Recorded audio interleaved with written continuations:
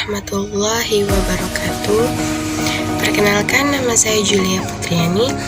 Baik, saya di sini akan menjawab tugas dari episode keempat, yaitu anatomi manusia tentang alat gerak pada manusia. Tugas lab pertama yaitu menyebutkan istilah apa itu definisi dari 1. Osteologi, 2. Miologi, 3. Artologi. Definisi osteologi adalah ilmu pengetahuan yang merupakan cabang ilmu anatomi tentang tulang manusia dan tulang hewan, termasuk kelainan-kelainan dan penyakit tulang. Tulang terdiri atas tulang keras, os, dan tulang rawan kartilago. Semua tulang dibungkus oleh selaput jaringan ikat yang disebut prios.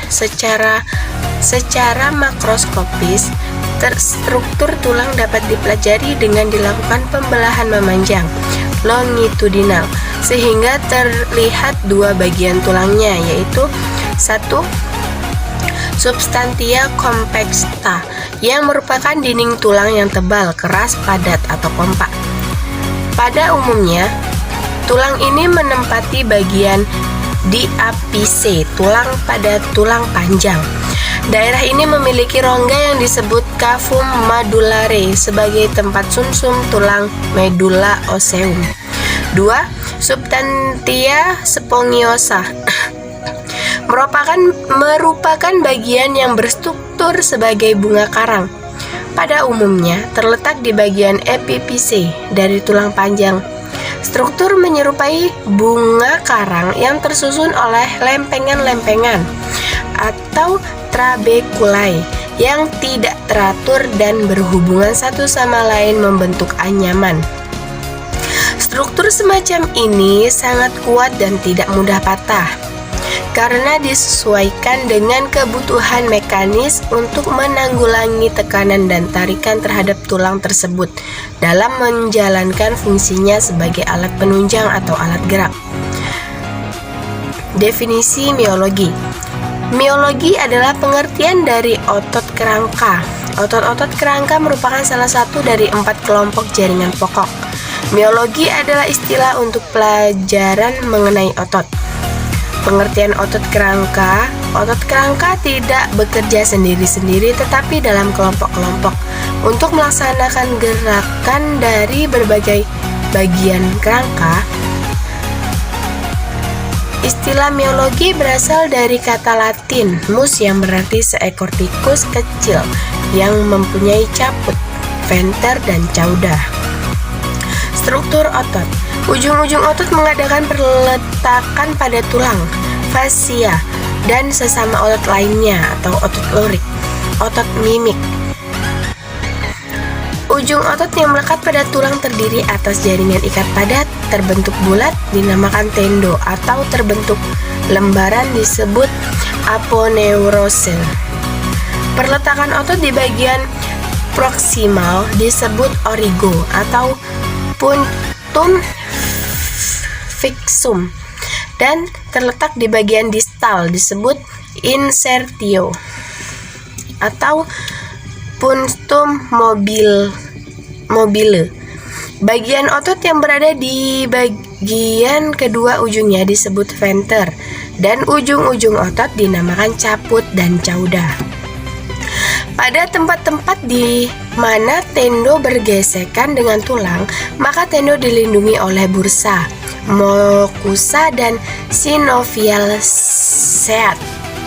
Bursa mucosa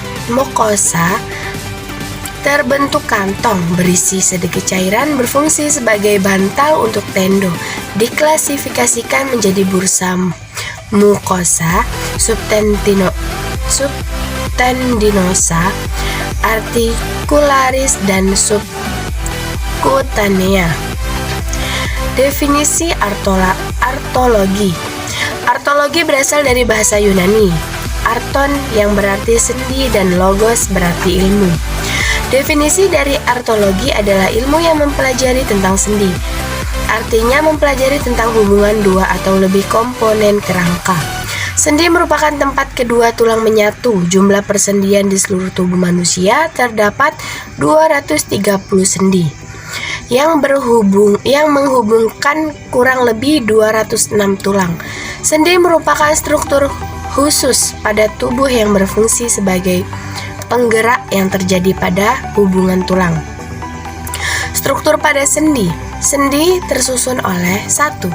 Ligamen atau tendon, 2. Kapsul sendi, 3. Selaput sinovial, 4. Cairan sinovial, 5. Tulang rawan. Jenis-jenis sendi. 1. Sendi kaku, 2. Sendi mati, 3. Sendi gerak. Pengertian dari sendi kaku adalah sendi yang tersusun dari ujung tulang rawan yang menghasilkan sedikit gerakan yang bersifat kaku. Contohnya gerakan pergelangan tangan dan kaki. Yang kedua, sendi mati. Sendi yang tidak memungkinkan untuk terjadinya pergerakan. Contohnya sendi pada tengkorak. 3. Sendi gerak. Sendi yang tersusun dari ujung tulang rawan dan menghasilkan sedikit gerakan yang bersifat bebas. Contohnya sendi lengan, sendi tungkai, sendi pada leher. Macam sendi gerak yaitu 1. Sendi engsel, 2. Sendi pelana, 3. Sendi putar, 4. Sendi peluru, 5. Sendi luncur, dan 6. Sendi geser.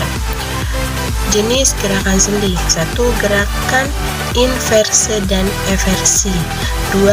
Gerakan pronasi dan gerakan supinasi, 3. Gerakan elevasi dan gerak depresi, 4. Gerak adduksi dan abduksi, 5. Gerak fleksi dan ekstensi.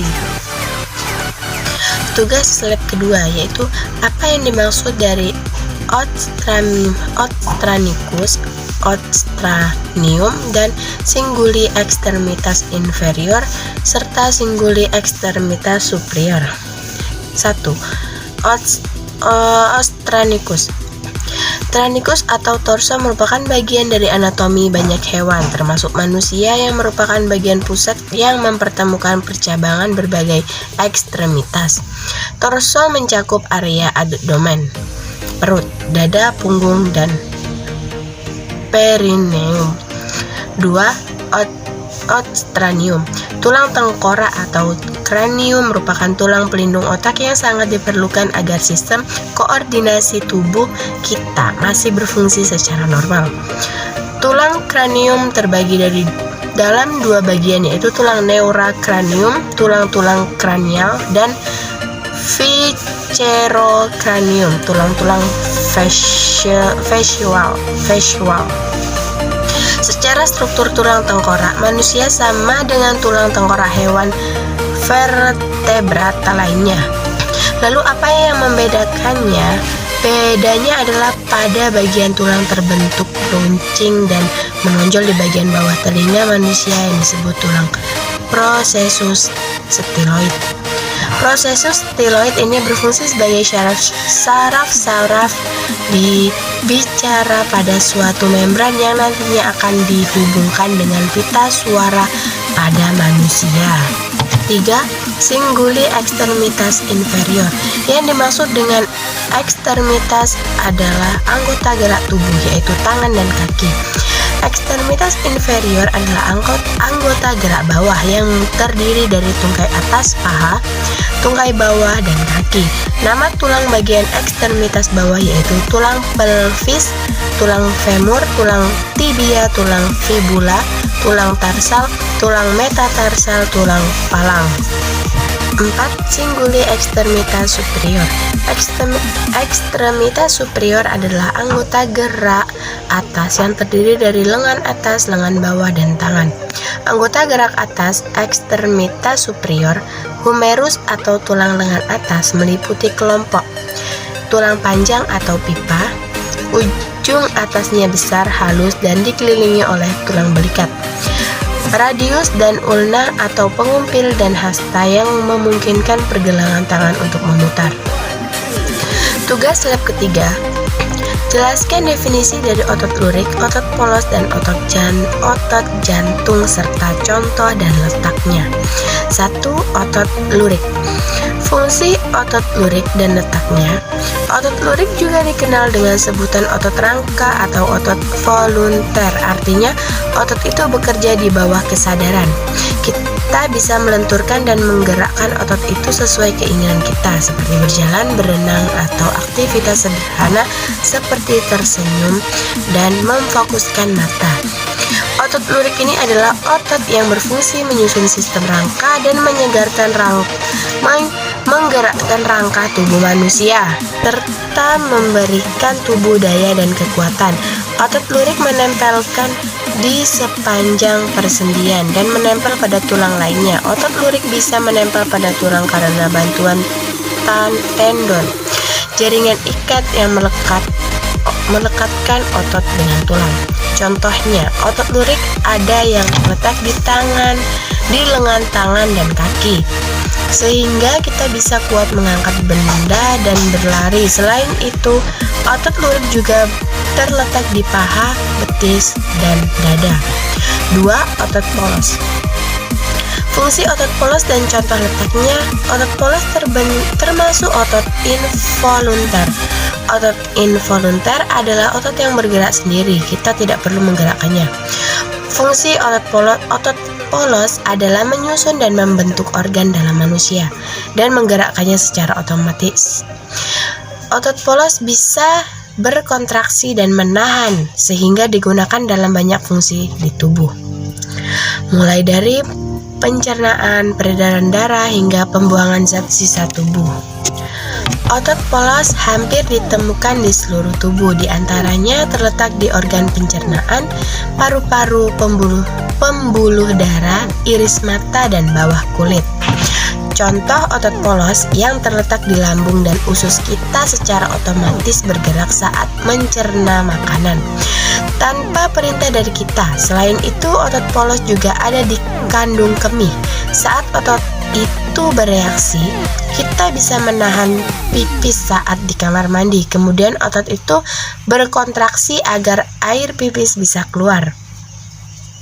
Otot polos juga membantu mengatur tekanan darah dan aliran darah pada pembuluh darah, arteri, dan pembuluh vena.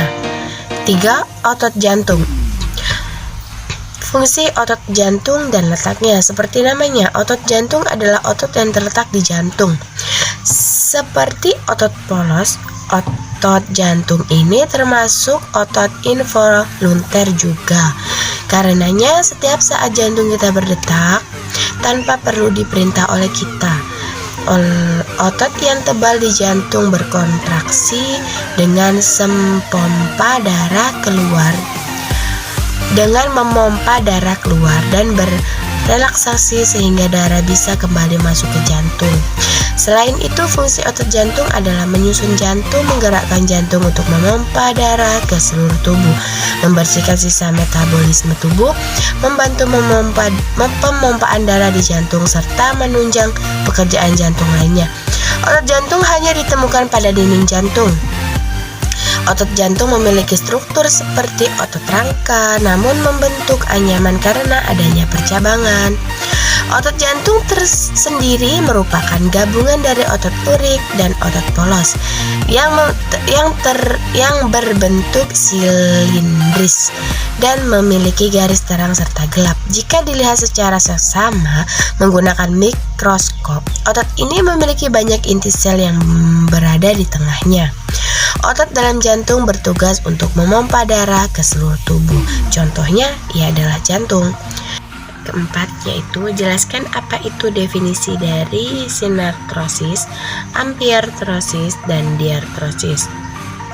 Sinartrosis adalah sendi mati, sendi yang tidak bisa digerakkan. Karena sendi mati ini tidak bisa digerakkan, maka sendi mati ini menghubungkan dua tulang dengan kuat. Contohnya, sendi sinartrosis adalah sendi yang terdapat pada tulang tengkorak dan sendi pada tulang rawan yang melindungi jantung. Persendian yang tidak memperbolehkan pergerakan atau sendi mati sinartrosis merupakan sendi yang tidak bisa bergerak. Contohnya, sendi yang terdapat pada tulang tengkorak. 2. amfiartrosis. Amfiartrosis adalah sendi kaku. Sendi yang bisa digerakkan namun gerakannya terbatas. Contoh sendi amfiartrosis adalah sendi yang menghubungkan ruas-ruas tulang belakang, sendi pada tulang rusuk, dan sendi pada tulang panggul. Persendian yang dihubungkan oleh jaringan tulang rawan sehingga memungkinkan terjadinya sedikit gerakan. Contohnya seperti yang saya jelaskan tadi, yaitu menghubungkan ruas-ruas tulang belakang dan sendi pada tulang panggul. 3. Diartrosis. Diartrosis atau sendi gerak. Sendi gerak atau diartrosis adalah sendi yang menghubungkan antar tulang dan memungkinkan terjadinya gerak, baik gerak satu arah, dua arah, maupun ke segala arah. Jadi sendi diartrosis bisa digerakkan dengan bebas. Pada sendi diartrosis, bagian ujung tulang yang terhubungan dilapisi oleh tulang rawan. Tulang rawan ini berfungsi mencegah benturan antara tulang yang saling terhubung. Sendi diartrosis juga mengandung cairan sinovial yang berfungsi sebagai pelumas sendi. Contoh sendi diartrosis adalah sendi yang terdapat pada pergelangan tangan,